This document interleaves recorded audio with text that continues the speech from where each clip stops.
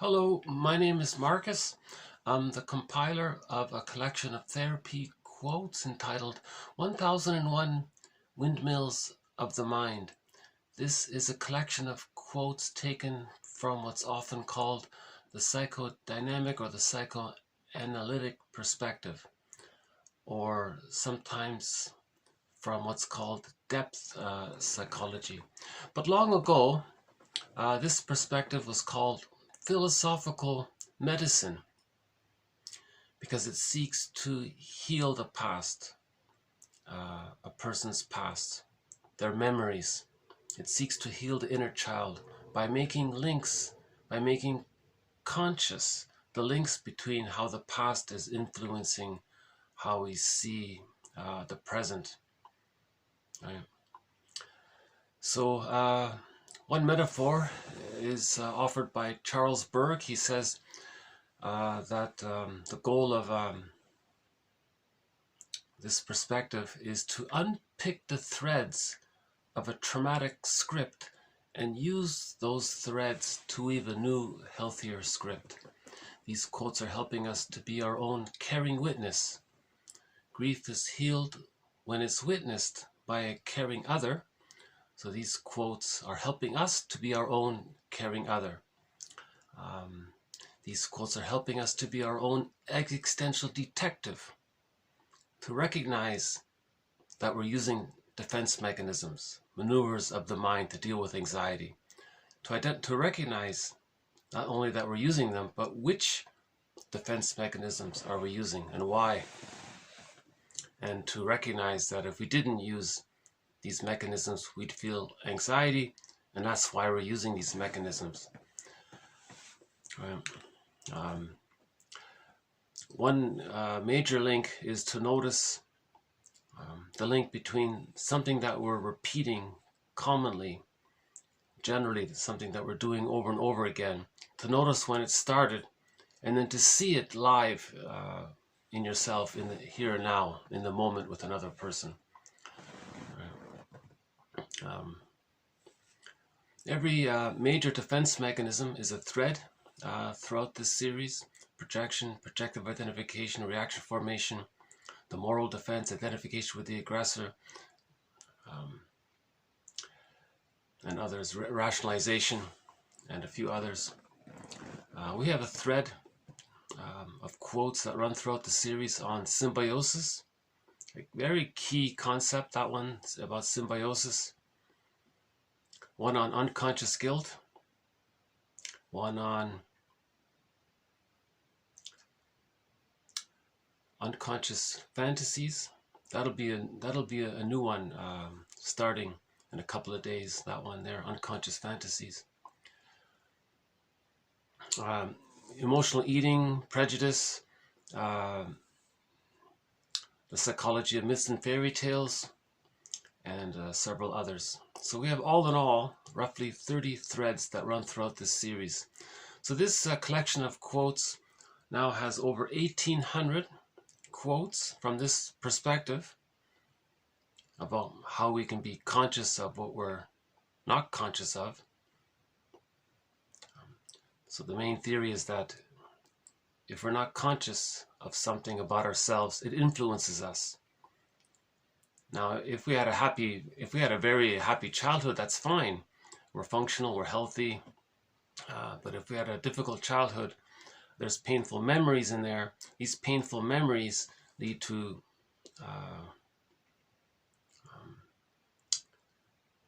because of trauma, there's what's called repetition compulsion. It's going to get the person to somehow see or distort or relive or reenact or replay the present in some symbolic form, to somehow transfer people from the past, including themselves, into the present, to redo the childhood scene in the present to see if they can get a better outcome. If they do, then they feel better. Then the theory is they've mastered the trauma. So repetition compulsion is an attempt to master the childhood trauma. That's the positive intention of it. But it's a secondary delusion. It can't be done. No one in the present can be the breast mother. That breastfeeding period you know, early childhood, the time after birth, the first year of life, the second year, the third, those early years, that's a one-time deal. It can't be redone. But a person can spend the rest of their lives still trying to get those early needs met. It can't be done. So either we repeat and don't remember like Sisyphus, or we notice it, mourn the loss of not getting the love we needed, not getting our needs met. Then things make sense. We mourn the loss, and then we use those threads of the traumatic script and weave a new, healthier script. These quotes are helping us to be our own fisher person. One metaphor of the unconscious is the ocean, and we want to be our own fisher person. When we catch a fish, that's like bringing up contents from the unconscious. So not only are we all, so we want to sponsor our repressed memories. We want to be an advocate for our inner child. We want to be our own best friend, our own detective, our own fisher person. We want to build a conscious ego. Right? In the last video, there was a quote about thoughts without a thinker. When there's trauma, we have all of these thoughts, but there's no thinker, because the ego gets damaged in trauma. So we want to repair the ego. One author says the ego gets submerged, so we want to bring it up into consciousness so that our thoughts, that our unknown thoughts, can be formulated. Right? Sometimes, as well in that last video, there's a quote about unformulated thoughts. When there's trauma, the person can't even have a concept of what happened. It's disassociated. But if you can formulate it, then it can be a thought. So if there are unformulated thoughts, that means there's trauma. When there's trauma, there's repetition compulsion. We're going to repeat, or we're going to unconsciously expect the childhood scene, and then therefore we're going to still use those emergency defense mechanisms like splitting, projective identification, the moral defense, identification with the aggressor. We're going to use these infantile defense mechanisms. Right. Whoops, hold on a sec. I think I accidentally... So by the way, this in this video here, we'll be talking about... we're going to in this video, we'll do some quotes from this self-help book. Not a bad self-help book called Making Sense of Suffering, right? By J. Conrad Steadbacher. I noticed it because of Alice Miller. She recommended this book, so I looked it up, and it's a pretty good self-help book. Now, this series, we don't have a thread on the theory about the so-called. I don't understand it. I don't know if it's possible, but he does talk a little bit to some degree about this idea of what Janov talked about, how if you do a certain type of breathing exercise, it can trigger your memories, your earliest memories, and then you can sort of, that brings up old feelings. I don't know about that, so I'm not. So when he talks about that aspect of it, so-called primal therapy or whatever it's called, I'm not really including that so much. But his other material I find, useful. So that's what this video will be about: quotes from this self-help book, and we'll end up with a few from Alice Miller. So this will be sort of a lighter video for me. And these other theoretical concepts are more difficult. Symbiosis was very difficult. Identification with the aggressor. We started a thread on primary process thinking. That's a difficult one. We have some very difficult threads. But this one will be sort of a lighter one, I think. Yeah. Oh, okay, so maybe we'll just jump in then. So here are a few quotes from this self-help book called Making Sense of Suffering, the Healing Confrontation with Your Own Past. The Healing Confrontation with Your Own Past. Okay, so first one here. Okay, he says here, unconscious feelings of guilt, okay, stem from emergency situations at a time in our lives, okay, babyhood time, when we were neither responsible for what was done to us nor capable of acting other than we did. So we have a thread in this series about unconscious guilt. I've just adopted an overly simplified version of it, simply because I don't know the full story of it. But one simplified rendition of unconscious guilt is that humans come out of the womb too early, so they're highly dependent on the mother. Their ego isn't developed. So they exaggerate things. They're very sensitive. And they're going to distort innocent things in a terrifying manner. If the baby's hungry and the mother's on the phone for 5 minutes, the baby might even think that the mother is going to he doesn't know if the mother's going to return or not, because the baby doesn't understand time really. He's just sort of in that now all the time. He doesn't know about 5 minutes ago and 5 minutes in the future. He's just sort of he hasn't developed a concept of time. His hippocampus hasn't arrived yet. He's just out of the womb. He's still in the womb. He was in this blissful, oceanic, timeless state in the womb. The theory is the baby has no concept of time. He's just in this heavenly, floating, blissful state of feeling safe and warm, and everything. All of his needs are automatically met. So we don't know exactly how he feels, but the theory is he feels very happy in in the womb, and after he's born, he needs what's called an extended womb, called the stage of social symbiosis. That's one of our threads about symbiosis for the first 4 to 5 months. So let's just stay with the first 4 to 5 months. If he doesn't get his symbiotic needs met, right? If the bottle is being used and the schedule is being used, and that's not being attuned to what the baby needs. The baby needs to get his needs automatically met, just like they were met when he was in the womb. In the extended womb, it continues. This womb life is a continuation of the original womb. It's called the extended womb. Okay, called stage of undifferentiation, stage of fusion.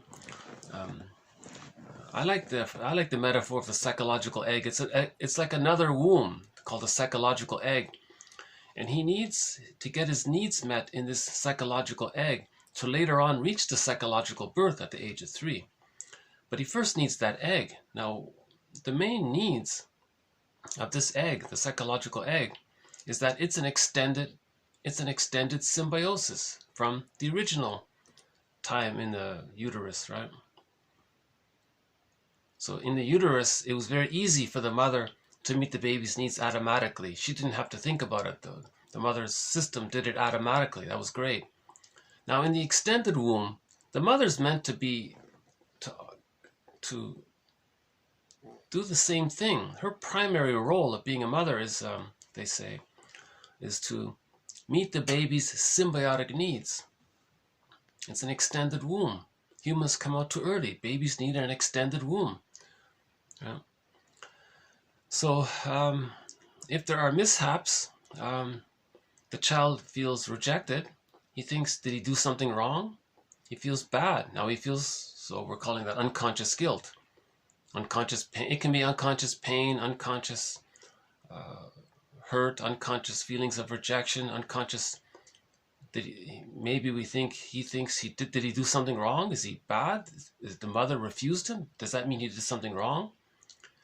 Because the baby must think the mother's always good for the attachment. But if the mother's misattuned, the baby feels psychic pain, right? psychic suffering, mental pain, emotional pain, whatever we call it.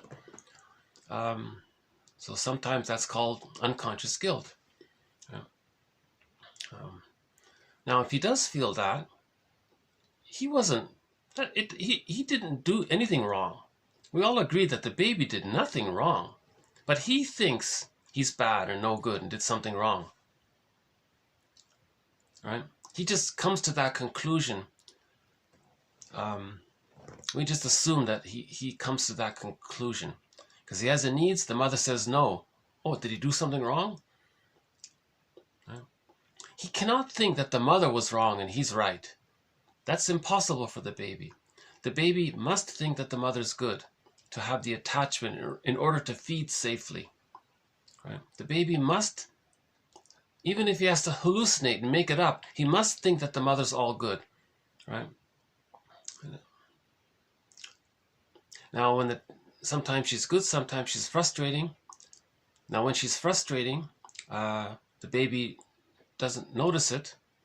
He only thinks that he's bonded to the good mother, but he represses or ignores or denies the times when he's bonded to the frightening mother. So he sort of splits the image of the mother into good breast, bad breast, they say. But as long as the love outweighs the frustration, the two split images come together and it's whole object relations. At the age of 3, he gets the key out from under mother's pillow, and that's a psychological birth. And with that, he has access to his real self and the capacities of the real self. So those ideas are also threads in this series about whole object relations, getting the key out from under mother's pillow, the Masochism's concept of the real self and the capacities of the real self. Right.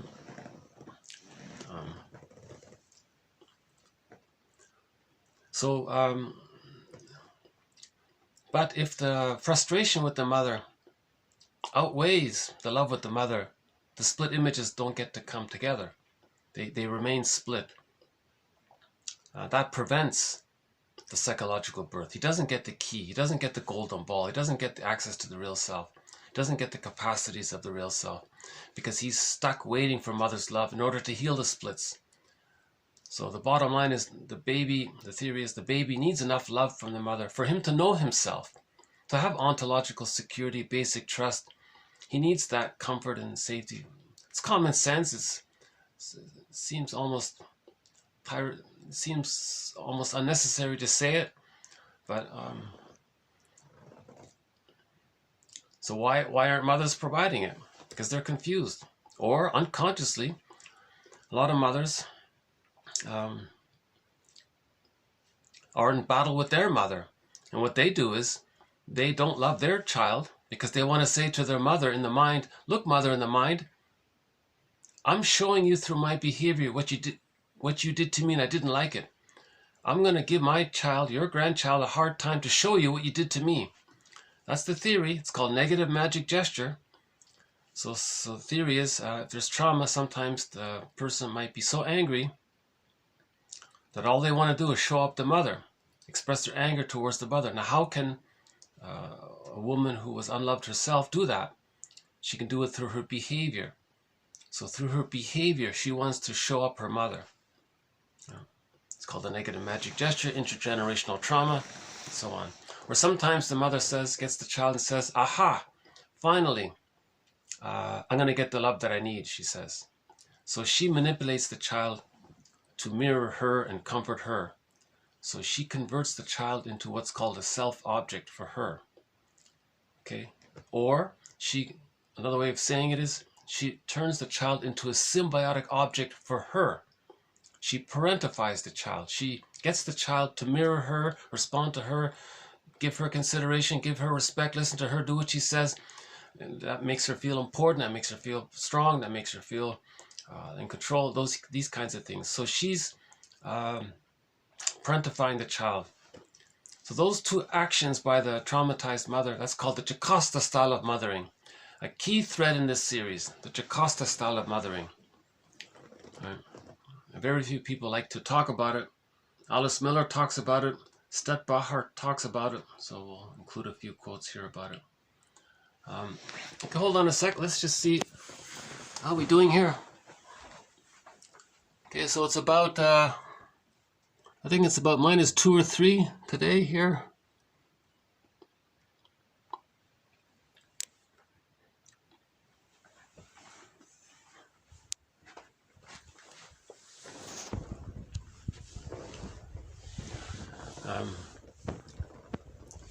Okay. So a little confession here. If it's dry and I feel like I need to distract myself, I might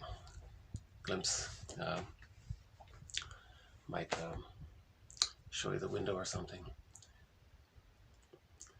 When these videos are done outdoors, I can show you a bird flying by, and then I can scratch myself or scare the mosquito away or whatever. All these little things. Okay, so unconscious guilt.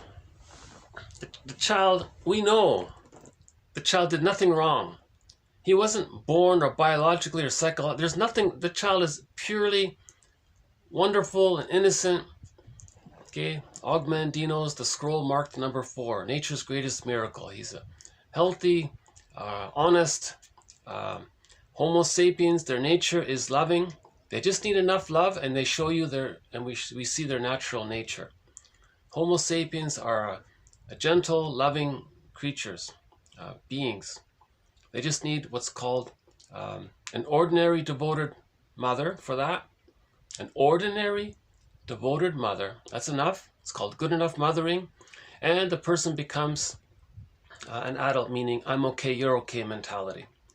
So the I'm okay, you're okay mentality, it's mutuality. The personality characteristics are what you understand as a healthy, mature adult to be: calm, caring, warm, empathetic, tender. They're calm inside. They're understanding. Like, all of the qualities of a normal, natural, healthy adult. That's Homo sapiens' natural temperament. It's good news. Everything else is an aberration or a reaction to trauma. Now, why is the baby being traumatized? So that's where we forgive the mother. If she was traumatized, maybe she didn't have it. So the psychoanalytic perspective is to heal ourselves, because man's main task is to give psychological birth to himself if he didn't get it naturally by the age of 3 with a secure attachment style. So one estimate is that only 30% of children in North America receive a secure attachment style. 70% are not getting it for some reason. They have the anxious style, the avoidant style, the hostile provocative style, or the bully style, the Iago one, or the overly schizoid one, the symbiotic one. Okay, that can lead to the narcissistic pattern. The Swiss cheese version of it is the BPD one, I believe. I've been using that one there by Grotstein. You have the closet narcissistic pattern, okay, discussed by Masterson. The codependent pattern, okay, Iago one. The symbiotic characters. We have a lot of dysfunctional personality patterns that come out when there's trauma between birth and 3, when an ordinary devoted mother wasn't available for whatever reason. Right? So the child's did nothing wrong, but as an adult, it's his life.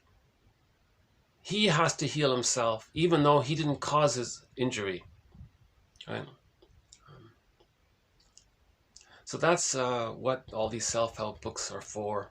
The psychoanalytic perspective, to my mind, is just a more in-depth look at self-help quotes. So these are advanced self-help quotes, to my mind, right?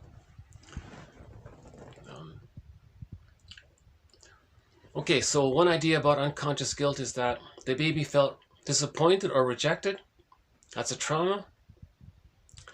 If that doesn't get resolved by the age of 3, if the mother didn't change her ways and things got sorted out, then the person's sort of stuck with that. It's like a curse or fate, whatever you want to call it. But it's not a curse or a fate. It's a psychological phenomena of repetition compulsion.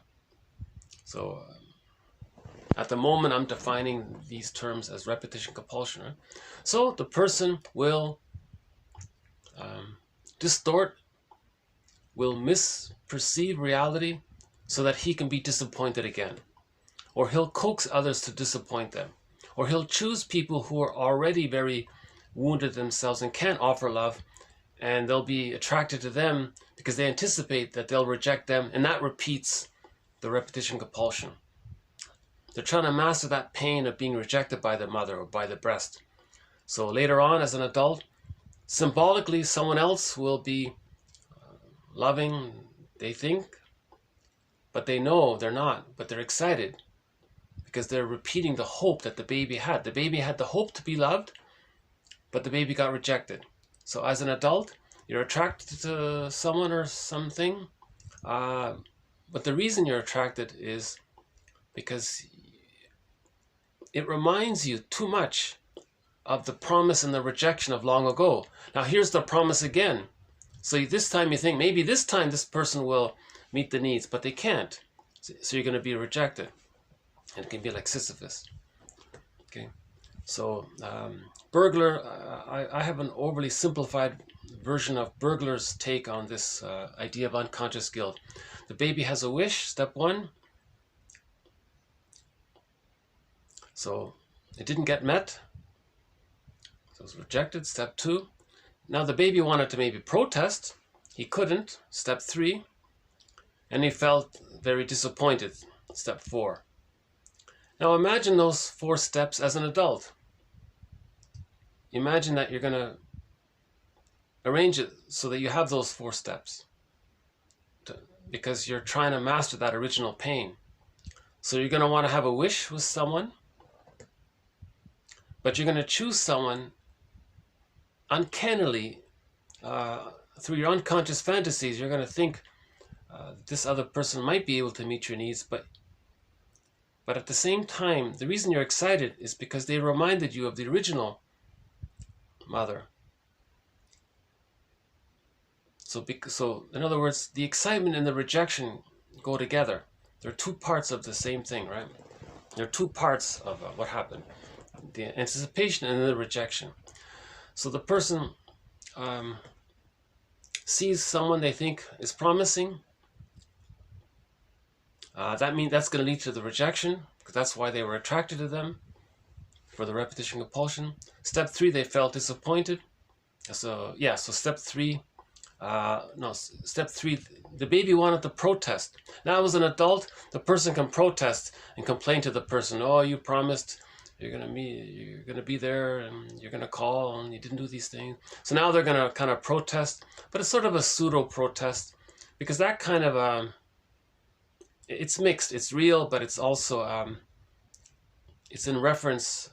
It's a triggering of the original baby's need to protest against the mother. So there's a blurring there. And step 4, he feels disappointed. Or let's say the person does find something good. Let's say the person finds something good, and they think, wait a minute, this is too good. This is scary. So they're going to be difficult themselves to coax the other to reject them. Oh, okay, I knew it. Because that's the grand design. They're trying to replay the disappointment. Okay, so the term moral masochism is sometimes used for this. So this repetition compulsion is sometimes called moral or emotional or psychic masochism. I don't like that term, but it comes up a fair bit in the books. Right? So that's what that means. The self-defeating behavior. You're repeating, you're replaying, you're reliving the original disappointment to see if you can master the pain of it. It can't be done. No one in the present can... you can't travel back in a time machine back to the nursery and get breastfed properly, and then travel back in the time machine into the present and feel better about it. You see, it can't be done. Now, in the therapy situation, the therapist plays the role of the promising parent. But what he does is he offers an interpretation. He'll say to the other person, through your behavior, through your coaxing, through your provocative behavior, through your expectation, these kinds, you're showing me what your childhood was like. You're showing me how you were disappointed. You see? Okay, so now they understand that they've transferred the past into the present. Now they're conscious of it, then they understand, then they have relief. So you want to be conscious of your unconscious fantasies, and that builds the ego. Again, we're trying to build the ego. Right? If we build the ego, then we have more free choice. Right? If we don't have our ego, we're too influenced by the unconscious ego. Right? Okay, so recognition, so self-empathy and self-compassion for ourselves. We may unconsciously feel bad, but we did nothing wrong. You have to get to that place where you have to forgive yourself. You didn't do anything wrong, but unconsciously we feel that we did. And if you feel that you did,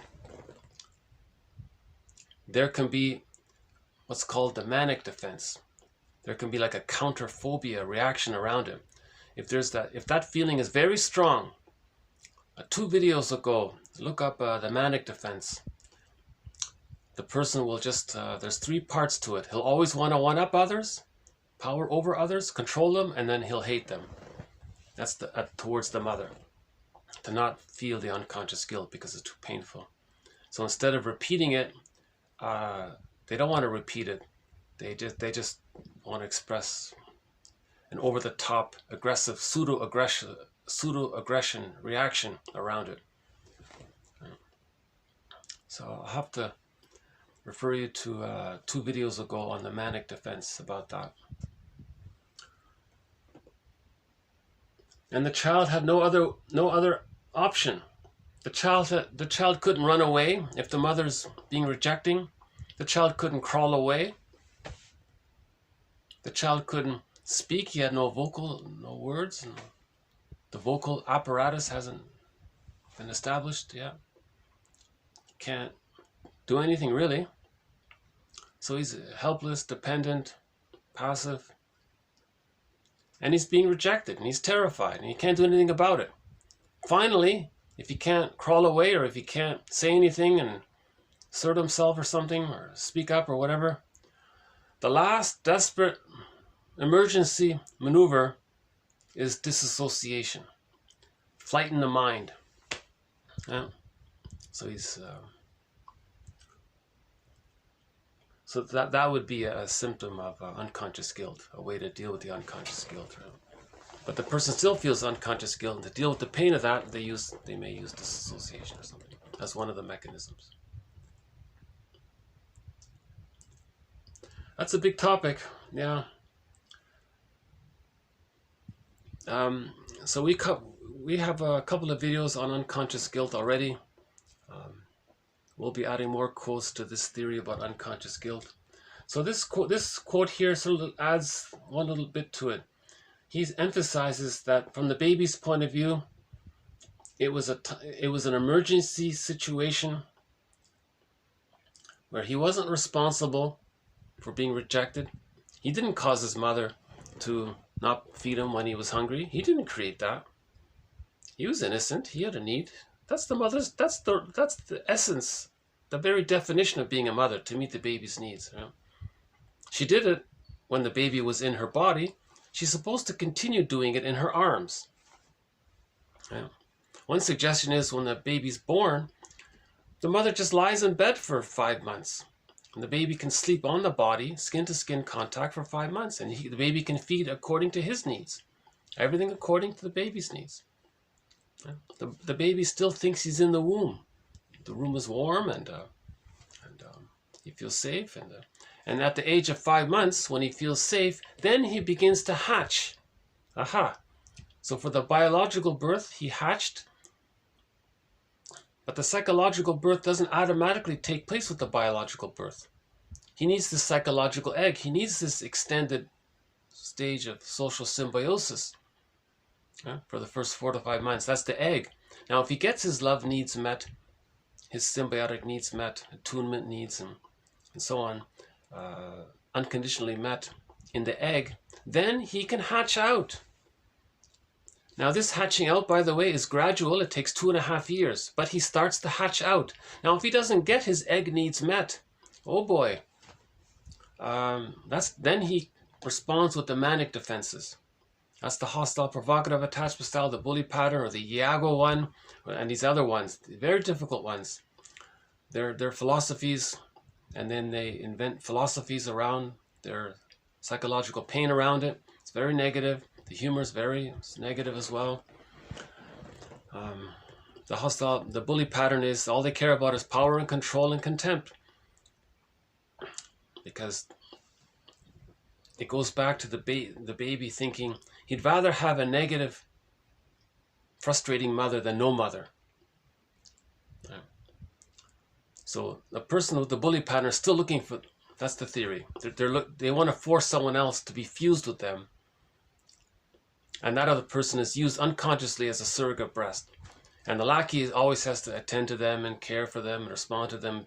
Now, the bully pattern, of course, he's angry, so he has contempt, but he needs it at the same time, you see. And if the lackey gives up and he's tired of it and he escapes or leaves the relationship, whatever, the bully pattern will look for another lackey. And he's stuck like Sisyphus. Now, that behavior is like a mirror. It's meant for the person. Okay, one author says that's like a mirror. Laughlin calls it a mirror defense. That behavior is a mirror to communicate that the person didn't get their symbiotic needs met. And they're looking for someone else to meet their symbiotic needs met. They're looking for someone else to meet their symbiotic needs because they didn't get met. Because the person didn't even enter into the egg. Or they were prematurely ejected out of the egg, whatever the case may be. But the other person, the lackey or the codependent, helpful wife or whatever, or partner, whatever, other friend or whatever it is, they can't be the good breast. They can't do it. They can't. That stage of symbiosis was a one-time deal. Just like when we're born out of the womb, that's a one-time deal. We can't go back and redo that. We can't go back in a time machine. It's the same thing in that psychological area in the first 3 years. We can't redo all that. Right? So we have to mourn it. If we mourn it, okay, we're free. We can heal by mourning it. So mourning is healing. Right? So the bully pattern is they'll be aggressive to frighten someone, scare them. That person is afraid. Now, the victim feels on eggshells around them. He's got to take care of them all the time. Now, the bully pattern, he feels, okay, well, finally, I got a breast there. Now, it's not that great. It's not perfect, but it's better than nothing. That's what they're thinking. You see, but again, that's a mirror for the person to see that he's looking for the attachment to the breast, but he never got it.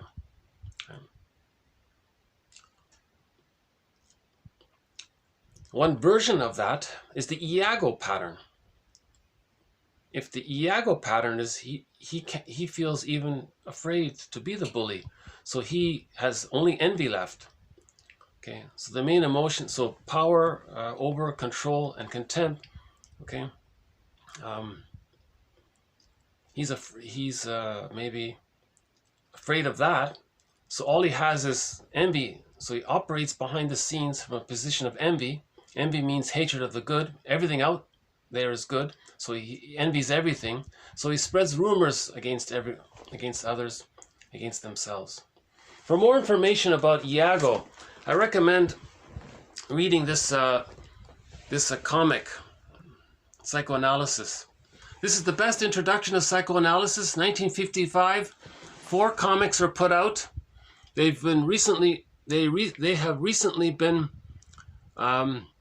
reissued. All 4 issues of psychoanalysis have been brought together to this hardback book. It's also available online. And all in all, there are 12 therapy sessions. Okay, 12 sessions. So 4 with Freddie, 3 with Ellen, that's her there, and 5 with Mark. So 12 sessions. This is this is not some frivolous entertainment. This is actually educational. This was meant to be an educational item. This is it teaches the therapy process. The therapy process is put into comic book format. Yes, it's dramatized to some degree, but not to the degree where it wrecks the lesson. The lesson is there. 12 lessons, 12 sessions. This is the best introduction to it. This got reprinted 2 years ago, so this is excellent. And this character here, Freddie, he was on the verge to becoming Iago. So, Ellen there is about unconscious guilt and social anxiety. And Mark, that one with Mark, he's the womanizer and other problems as well. Toxic masculinity. So he's sort of a good stereotypical demonstration of the toxic masculinity. So the baby. So the point is, with an ordinary devoted mother with good enough mothering, the child ends up with "I'm okay, you're okay." Everything else is an aberration. If he ends up with, well, I'll think I'm okay and you're not okay, or I'm not okay and you're okay, or we're both not okay. All of these other things, that's an aberration. That's a sign of trauma, right? So normal, natural, healthy development leads to whole object relations, and the sign of that is I'm okay, you're okay. So those are threads throughout this series, the different personality patterns that spring forth based on where the trauma takes place between birth and 3. If it's within the first 5 months, that leads to the bully pattern, the hostile provocative attachment style, the Iago character, and the symbiotic characters disorder, and a couple of others. If the trauma is between 5 months and 18 months, that's a narcissistic pattern. Okay, they identify with the aggressor and then do to others to communicate what was done to them. So a person with a narcissistic pattern felt devalued. Later on, he devalues others because he wants to show through his behavior that when he was a child, he felt devalued by his mother. So he's trying to show up the mother by devaluing others. So people who are negative towards others and negative, sardonic humor, all that kind of pessimistic kind of thing, that shaming humor, that they're trying to show the world and themselves that that's what their mother did to them. They're trying to show up the mother. Okay.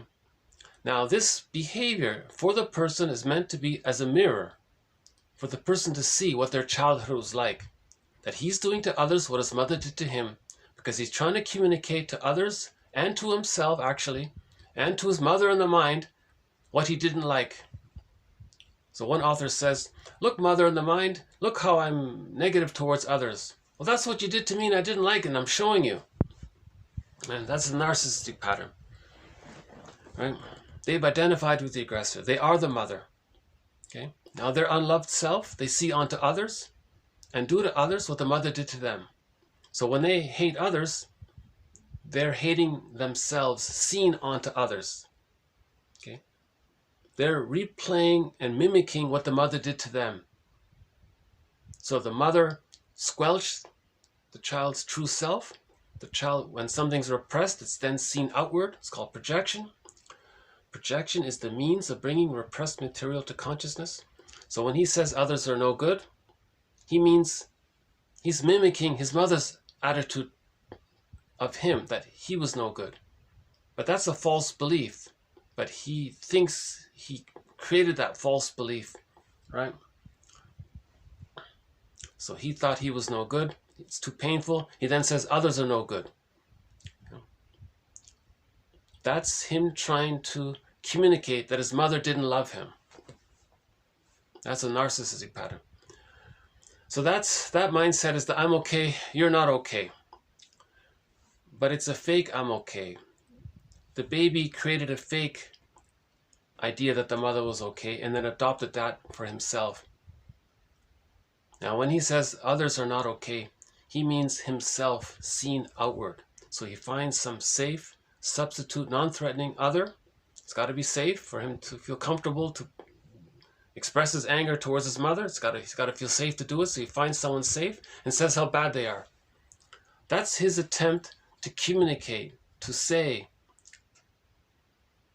that his negativity towards others is a demonstration of his understanding of the negativity he experienced with his mother. So his mother devalued him, he devalues others to communicate that his mother devalued him.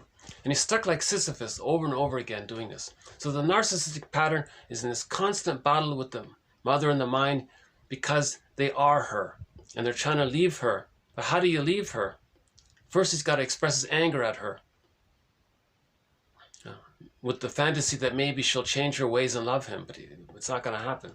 So that's why he's got to mourn the loss. So if he recognizes his behavior is a communication of his own anger towards his mother, then he can recognize that he was unloved, not loved enough. Then he's got to go on the journey of researching her, realizing that she was trapped in her existential net. She was trapped in her, she was caught in her existential dilemma.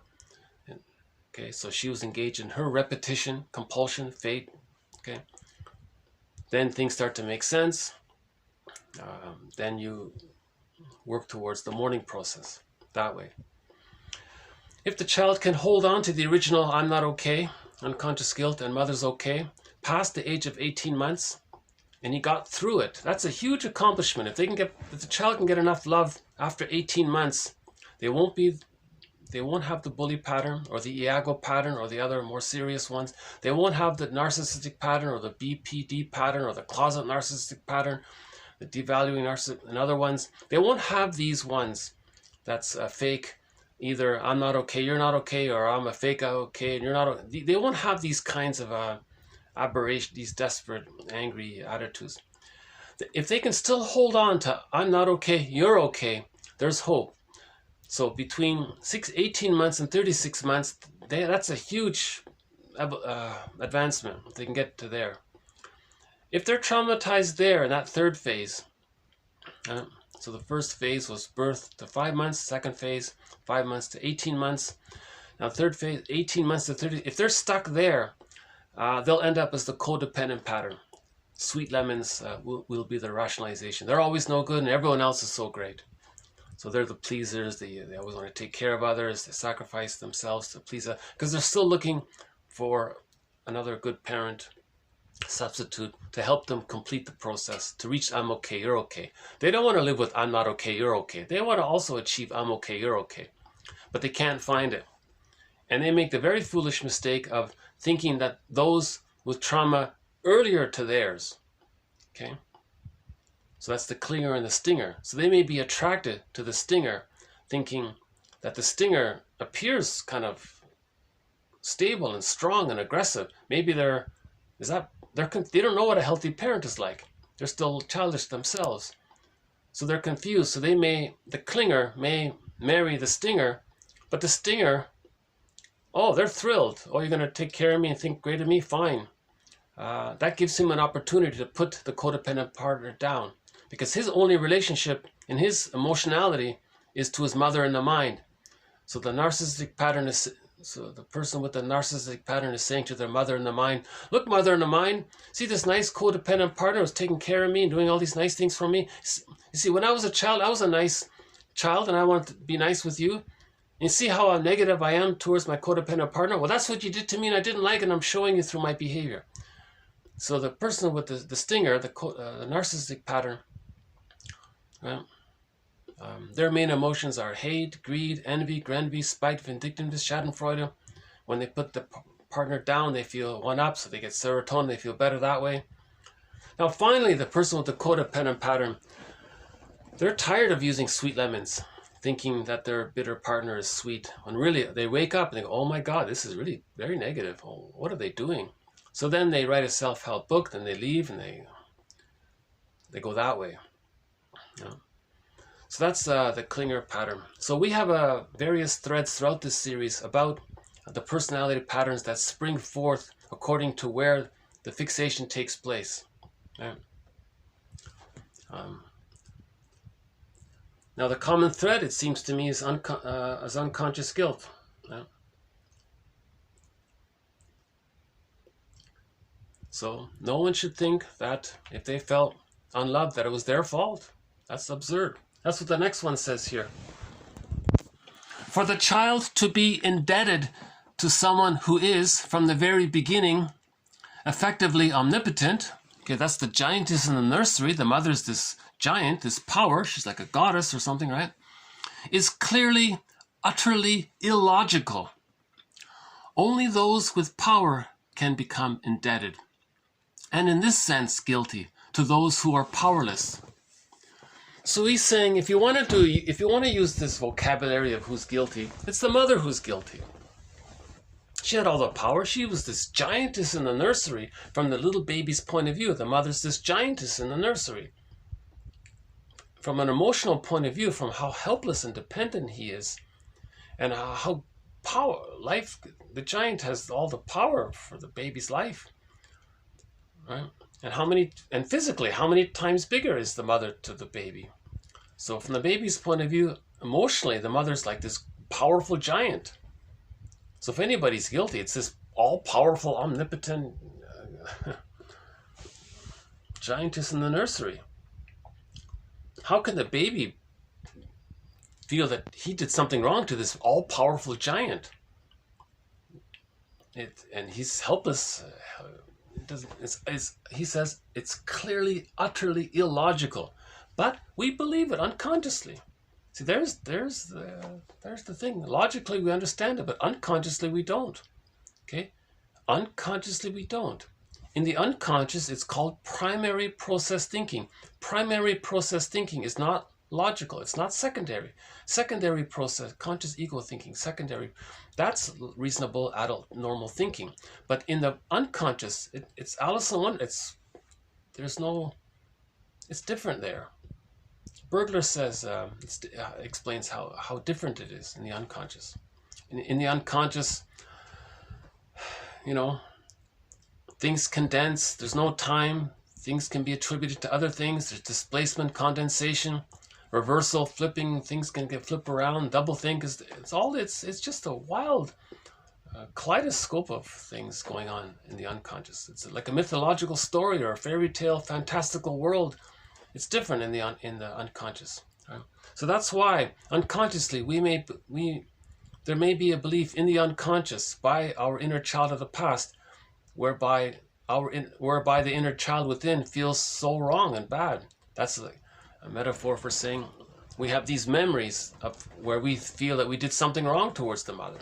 We didn't do anything wrong towards this giantess. If anyone did anything wrong, it was the giantess. But the giantess was just a puppet.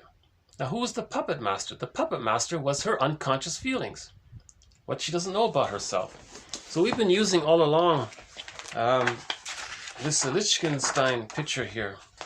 Hold on, yeah, this one here. So, right. So what we don't know about ourselves, our painful, repressed emotions, it gets put into the unconscious. Okay, so it's like it's split off there. We're not aware of it. See, now this unconscious lives. See?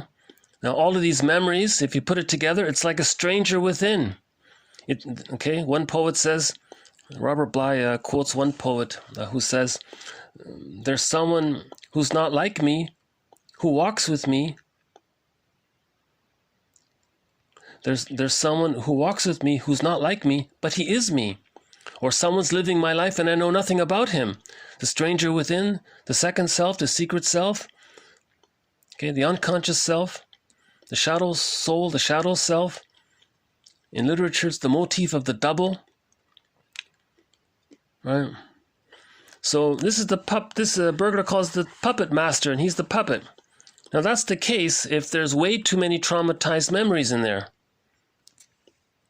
Okay? So the mother was controlled by her unconscious. You see? So anyways, back to the child here. The child, again, for a child to be indebted to someone who is, from the very beginning, effectively omnipotent, the giantess in the nursery, is clearly, utterly illogical. Only those with power can become indebted, and in this sense, quote, guilty, to those who are powerless. The baby is completely powerless. The baby has zero power. He can ooh and make a squirm a little bit, or he can move around or something. I mean, that's not power. He's in pain. That's just a sign that he's in pain. He doesn't have any power. So we have one suggestion on behalf of this collection. On Mother's Day and on Father's Day, on those days, those are the days when that's their days. That's when they take response. That's when they write letters to their adult children. On Mother's Day and on Father's Day, they write letters to their adult children over 30, let's say, and they come clean and explain everything. That'll help their children to heal. Yeah. Okay, next one here. So ideally, to be born with a sense of physical pleasure, with joy and a feeling of safety and being welcome, would be the most desirable way to begin one's life. Okay? So that's a normal, natural, healthy birth. Right?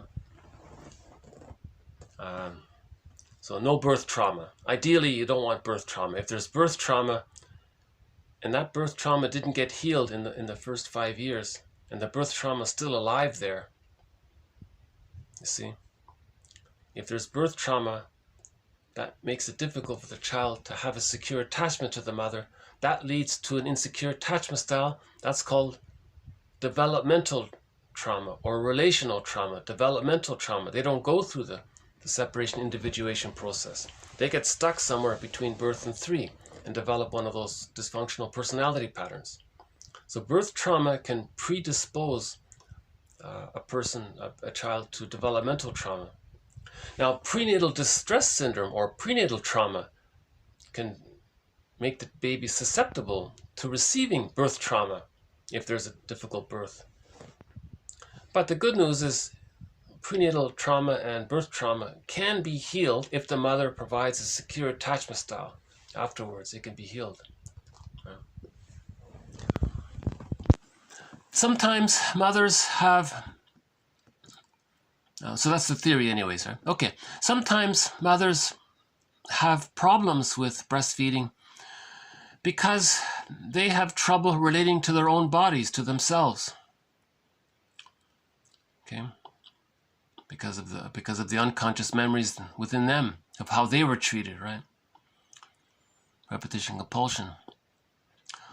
Healthy mothers feel pleasure when they breastfeed. This is, if you will, nature's way of rewarding the mother for providing primal nourishment.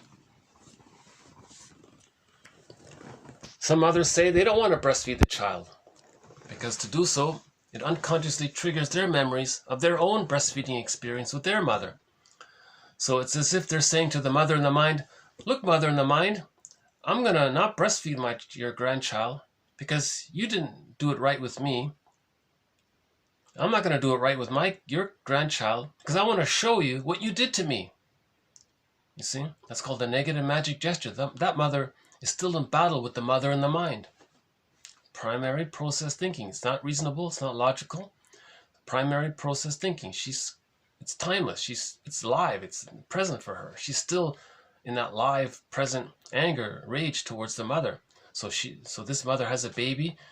Her priority is she's so filled with anger at her mother, she's gonna reject her own baby to tell her mother, look, mother, look how I'm rejecting your grandchild. Well, that's what you did to me. I want you to apologize. I'm showing you what you did to me. Do you get it now, finally? Now, who's the mother talking to? The mother's talking to a phantom. Lowald calls unhappy memories phantoms and ghosts. So it's a secondary delusion. It's not going to change. The phantom is not going to fly out of the mother's body, fly into her actual mother, convince the mother of the truth, make the mother realize her mistakes, and then get on the phone and give a heartfelt apology and heal that. If the mother can give a heartfelt apology, the person could heal. And then if she's healed, then she'll love her child properly. That's one variation of the Jocasta style of mothering. Another variation of the Jocasta style of mothering is when the mother uses the baby as a comforter for her. So she converts the baby as a teddy bear for her. So the baby's still not getting her needs met in either case. So her point here is that nature makes breastfeeding enjoyable for the mother. The theory about this is that when the baby's born, the mother's body produces all sorts of hormones to facilitate the baby's attachment to the mother. At the same time, simultaneously, this bonding helps the mother to get in touch with her own motherliness, her own maternal, libidinal availability becomes available to her. Right? So at the moment of birth, the child comes out, handed to the mother in one direct motion. The cord stays, the placenta stays, no separation, barring emergencies and special exceptions and all that. The baby's called a lotus birth, natural birth. The baby's handed to the mother right away. The baby is expecting the breast right away. The baby starts to feed often. They say that right from the birth, the baby might, where's the breast? I want to start feed right away. That's what they say. Then that facilitates the bond. Now, when that happens, when the fusion is there, when the baby fuses with the mother realizes, oh, wow. Now she feels like a mother. Now she knows. She has the attunement and the fusion with the baby. And she's the giantess in the nursery, and she has a pleasure in loving her baby and meeting the babies. There's a pleasure in it. She's not jealous of the baby. She's not going to take her anger out. She's not, the grudge she holds towards her mother, she's not going to take it out on her baby, right? She's not going to displace her anger at her mother and put it onto her baby. She's not going to, if she's angry at her husband, she's not going to take it on her husband. You know, she's not going to do any of these things. She's going to feel this real joy of being a mother. You know, that's nature's way of rewarding the mother for providing primal nourishment. So for more information about this, we have a thread on this in this area based on Kennel's book about the sensitive timing, about when the baby's born, how the baby needs to be handed to the mother. Again, ideally, barring special exceptions, special emergency, the baby has to be... By the way, another disclaimer, I've given numerous disclaimers throughout the series. I'm not a doctor or a therapist or a professor. I'm the compiler of these quotes. That's it. I'm just the compiler, and I discuss my understanding of these quotes. That's the limit of it. So my understanding from the reading of the book was that if the baby is removed from the mother, those hormones, all of those hormones that the mother produced start to dissipate. And if 10 minutes later the baby's returned to the mother's feeling that her hormones are deactivating, they're winding down. Now she may be happy to see the child, but the body's rejecting the baby. So the baby's already being rejected by viscerally being rejected. The baby feels it. He feels rejected by the mother. Oh my God, there's unconscious guilt. Now the baby feels unconscious guilt. Did the baby do anything wrong? If there was no emergency, blame the guy or the woman who delivered the baby. Why did you remove the baby if it wasn't necessary? You know, so the giants are the guilty one, right? From the baby's point of view. The mother should insist that if there's no emergency, please hand the baby right away to me, or you know.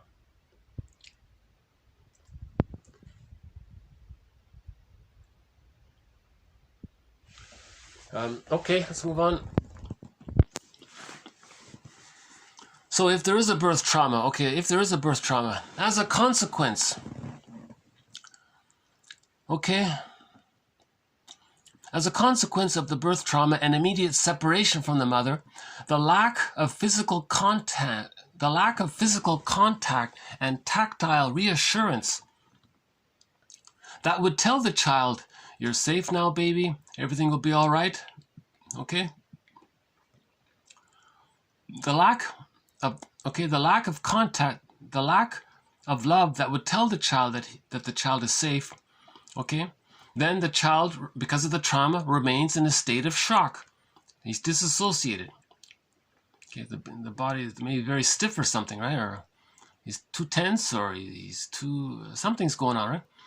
If there's birth trauma, a child is in urgent need... So if there is birth trauma, then the child is in urgent need of immediate and sustained comfort from their mother so that they can come to themselves and into the world. Okay, so take away the disassociation, you see? if the disassociation is there, if there's birth trauma, that leads to disassociation. Two aspects of it is called derealization. They don't feel they're real.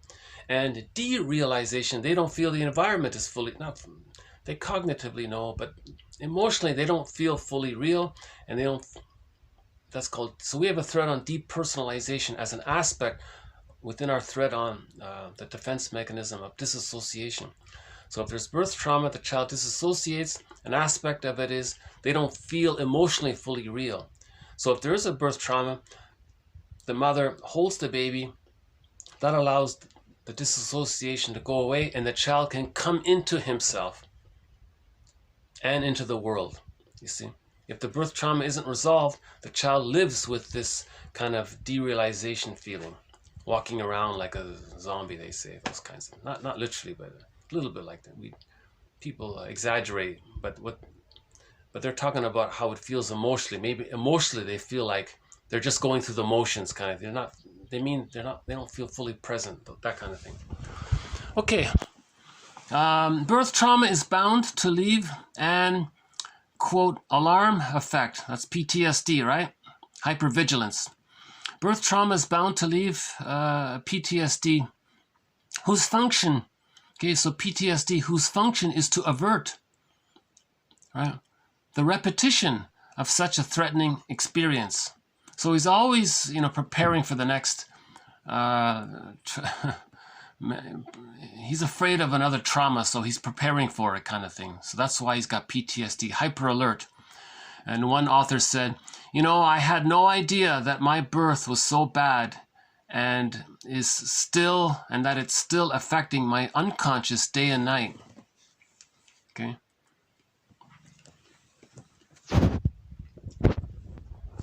So the child has PTSD, and spends the rest of his life with all of the symptoms of PTSD that we know about. So it's a shock trauma, right?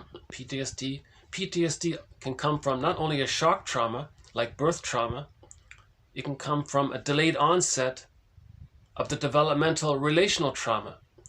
So if the child doesn't have prenatal trauma, perinatal trauma, birth trauma, if everything's okay, but the relational trauma is there, it gets repressed and it's hidden.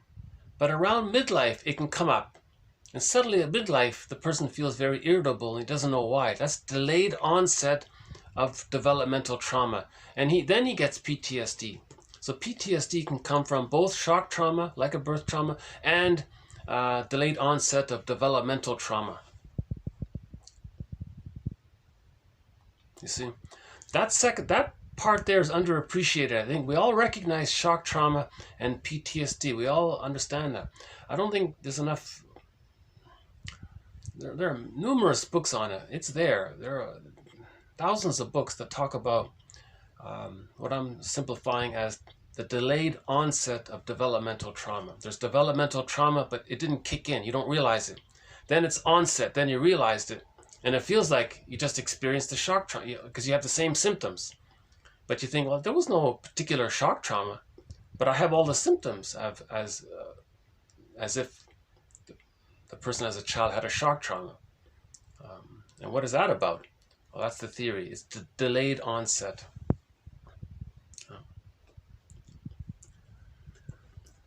Okay, a couple of more from Stetbacher. Is that his name? I'm not sure how you pronounce it. My apologies. It's Stetbacher. I think that's right. Stetbacher.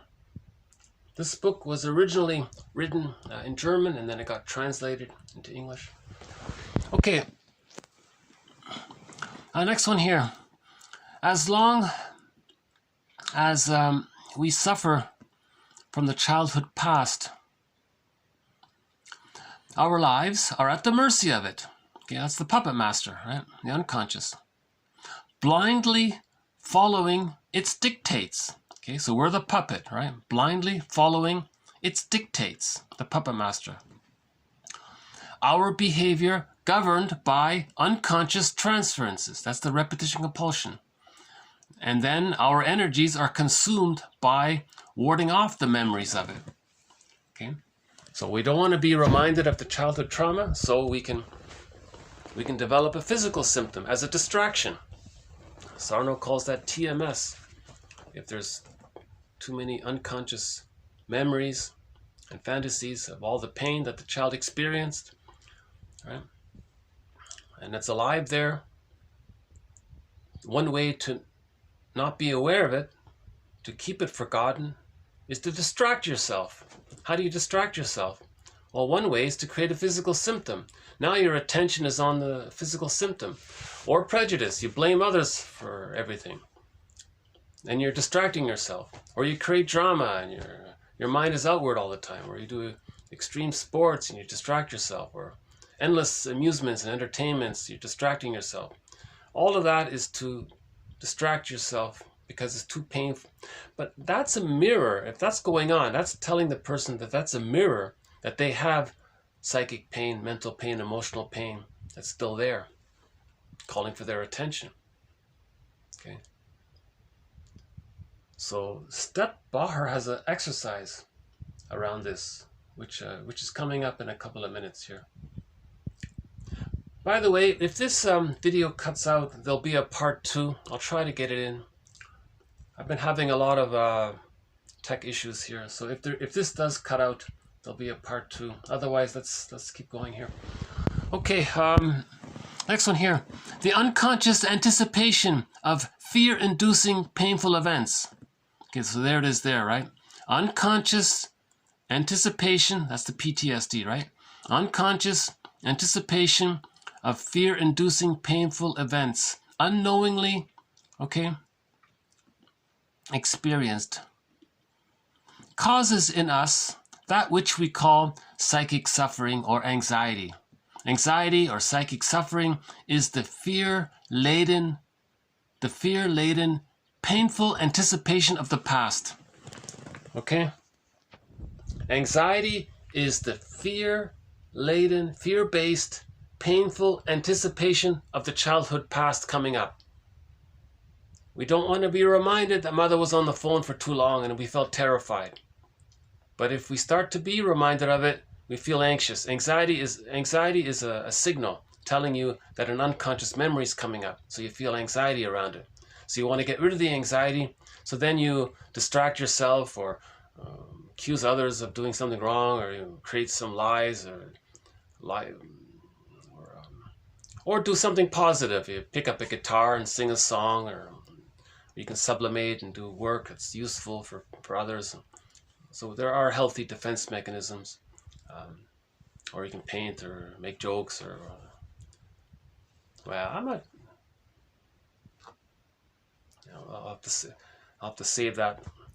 That thread, the psychology of humor, that's sort of undeveloped. I'll have to pick up on that one later on. But all defense mechanisms are maneuvers of the mind to deal with anxiety. So if the anxiety is coming up, that's telling you that there's unconscious memories coming up. So we have a maneuver of the mind. We can say, this is all good and that all bad. That deals with an anxiety. We can do to others what was done to us, to communicate what was done to us. That's called negative magic gesture, identification with the aggressor. That's a defense against anxiety. The narcissistic pattern, taking refuge in the grandiose part self, that's a defense against anxiety. The codependent pattern, always helpful, pleasing, taking care of others, focusing on others to save them, that's a defense against anxiety as well, even though it's the most helpful one. And there are hundreds of them. Okay, let's move on. Okay, psychic overloads. Okay, in other words, trauma. Trauma is a psychic overload. Psychic overloads and denial have generated unconscious tendencies in us that can, in some cases, lead to, let's just say, an unlived life, right? Or an unsatisfying life, unhappy life, whatever. Isn't it high time that we finally realized how far-reaching are the consequences of injury to our primal integrity? Okay, that's the moral revolution. So actually, this question is very much in line with Wilson's call for the moral revolution. The moral revolution, one way of describing the moral revolution, which is to heal ourselves, is this question here. So this question here is also part of the moral revolution. Now that I think about it, he's also calling for the moral revolution right here.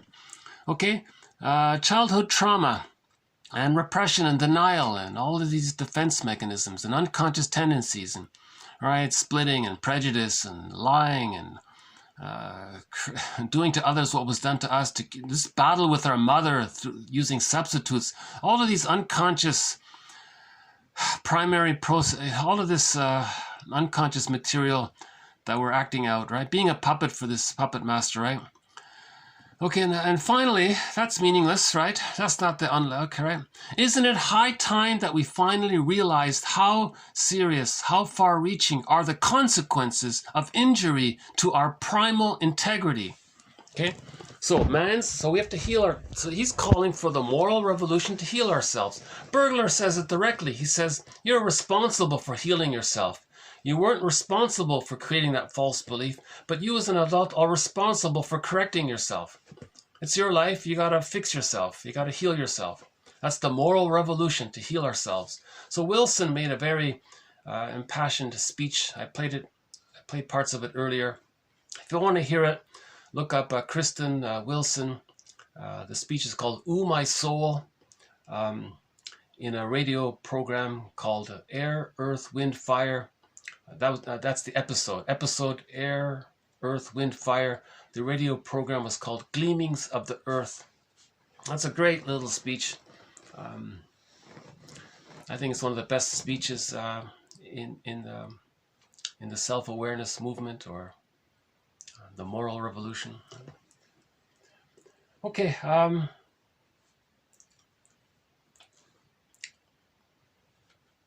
Yeah, because of time, I'll have to. I was just about to go on a tangent. I was just about to go on a sort of a tangent, but I realized if I go on this tangent, it's going to take up the rest of my time here. So I might, I'll have to come back to it. So let's stick with Stetbacher here. Stetbacher. Is that how you say it? Okay, transference. Transference can only serve a positive, self-affirming function if it's carried out at a conscious level. Okay, so if you're aware of your projections, so you're healing, because then you can own your projections. So that's healing, right? But if painful events are in the unconscious, so painful events are in the unconscious, and if we're not aware of it, okay, then we can repeat the childhood past. We can become victims of our own past. So, victims of our own past. That sounds like the curse or the fate. That's what we said at the beginning. If the baby felt disappointed, later on, he creates or manufactures situations uncannily whereby he feels disappointed. The character that Marilyn Monroe played in the movie Some Like It Hot, she had a line in there. She said, I'm always getting the fuzzy end of the lollipop. For once, I'd like to get the sweet end of the lollipop. So why is she always getting the fuzzy end of the lollipop? Okay, so that character, so I'll just refer to the character there. So the character so in that narrative, the character maybe was disappointed as a child, and in the repetition compulsion, they're always getting the fuzzy end of the lollipop. Why?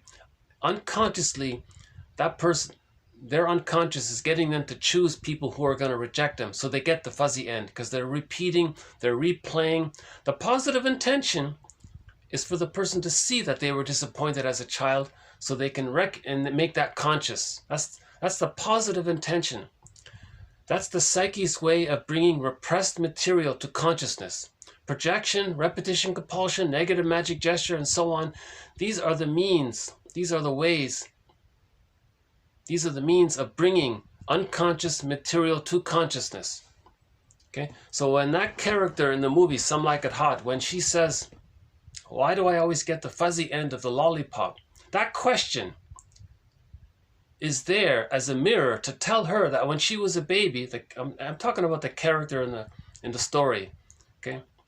Now, I'm not talking about the actress. I'm just talking about the fictional character. So that's telling the fictional character that when that fictional character was a fictional baby, that fictional baby was continuously disappointed by their fictional mother. So in this fictional story, they're always getting the fuzzy end of the lollipop. So that idea of how the person is saying that they're always getting bad results, that's a mirror for them to know that when they were a baby, they got a bad result, and it was a primal insult to their integrity. What he said here, an injury to our primal integrity. When there's an injury to the primal integrity, they're going to recreate situations where they're disappointed, or they're going to flip it and just hurt others to say that when they were a child, they were hurt. So if they flip it, they're going to injure other people's primal integrity to say that when they were a baby, that their mother injured their primal integrity. So either they relive the primal injury themselves over and over again, or they do it to others to communicate that that's what happened to them. So there are two versions of it. Either we passively repeat it and recreate it for ourselves, or they can flip it and do it active, identify with the aggressor, do to others what the mother did to them. So the bully pattern would do that, right? The narcissistic pattern would do that. Iago care, they would do that. They would want to injure the primal integrity of others to communicate that when they were a baby, their primal integrity was injured, right? Now the codependent pattern, usually they don't do that. They're not that angry. They're angry, but they're not that angry. They're disappointed and they're hurt and they're sad. So they have that. They have sad and disappointed. So they do it to themselves because that's less damaging. It's more, right? They received a little more love, so they're more loving that way. The more primal one, they got next to no love, so they don't care if they hurt others. Their emergency communication is to communicate that their primal integrity was injured. Okay, now transference. One more on transference here. Transference.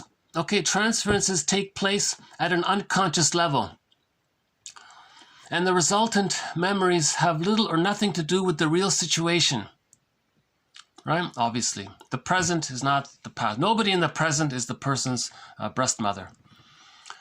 Unconscious anticipation of hurt, okay?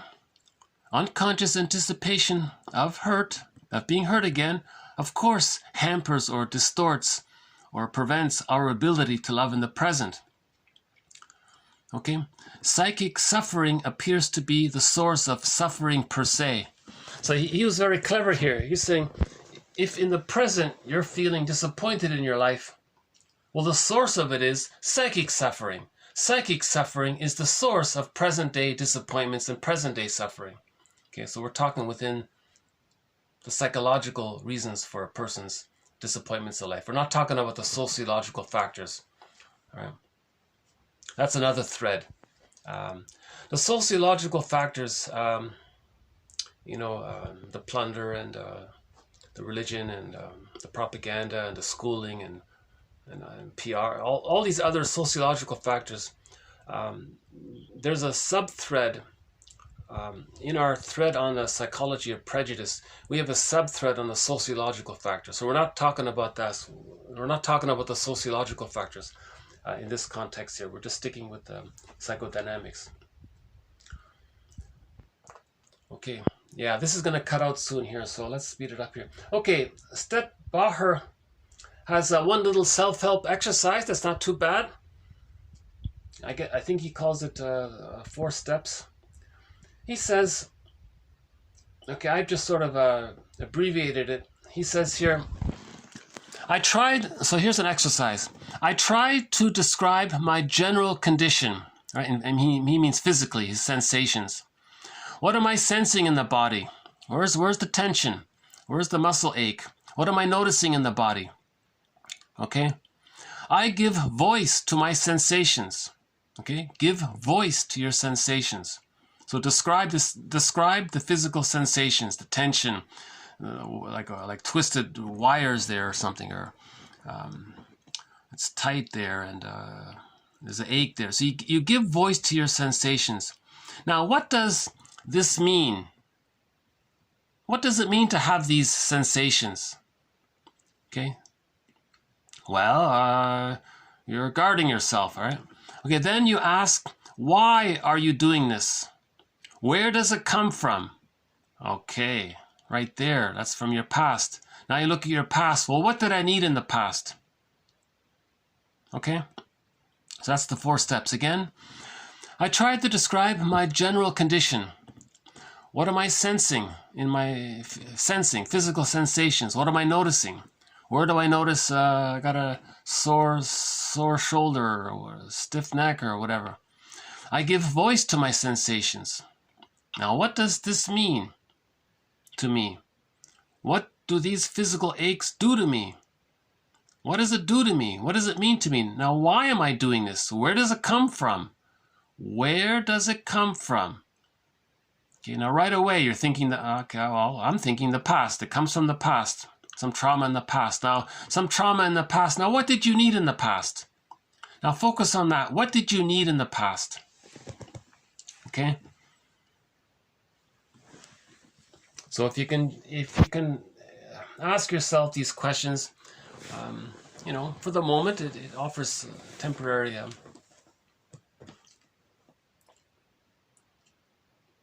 for the moment, it's a relaxing exercise. It brings you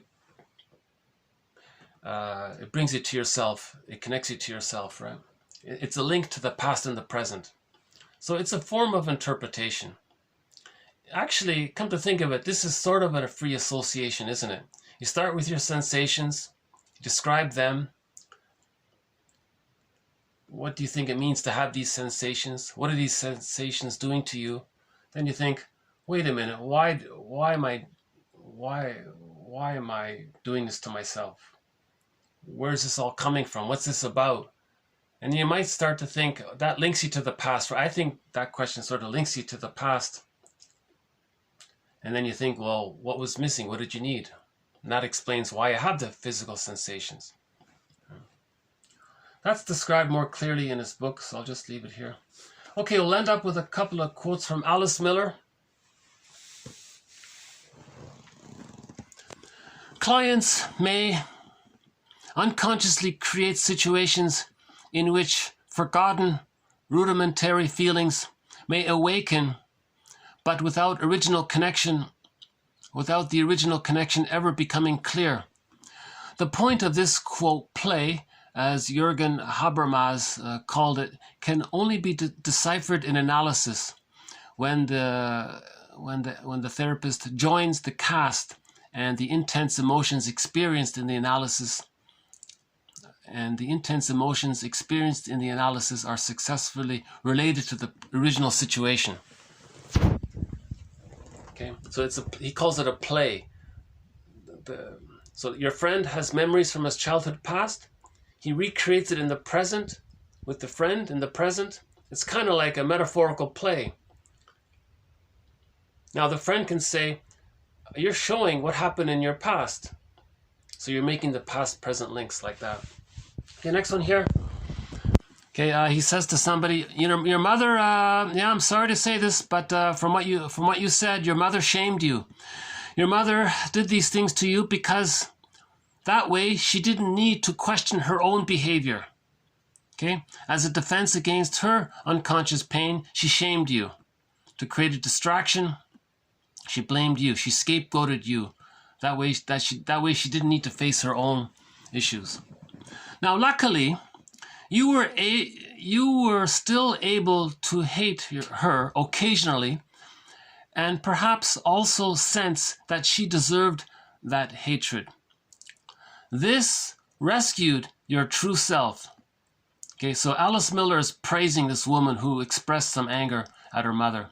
You can write letters to your mother without actually sending them, telling her what she had done to you and how terribly you have suffered as a result.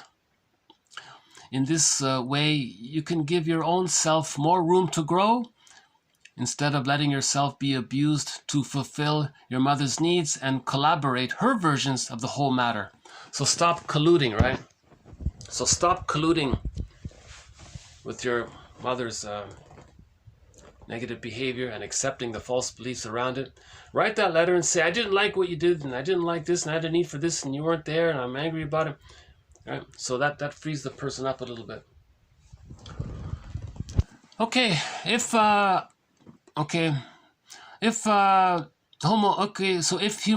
human family succeeds, Okay, now this is talking about banning corporal punishment. We got to ban corporal. We got to stop this physical abuse with children, as has already happened in 63 countries. So that's a progress there, right? So we're making progress. 63 countries have banned corporal punishment. Then the next generation will grow up without spanking, and that means growing up free of a legacy that could set those kids off on a course that is self-defeating for them. It is realistic to hope that this fact will lead to an increase in the number of knowing witnesses, caring witnesses, enlightened witnesses, loving witnesses, intelligent witnesses, right? Empathic witnesses, she calls it knowing witnesses, conscious witnesses, and hence to a swift change in general mentality. Okay? Clients often will only admit those feelings that are accepted and approved by the inner critic, which is their parents' heir. The true self cannot communicate because it has remained unconscious and therefore undeveloped.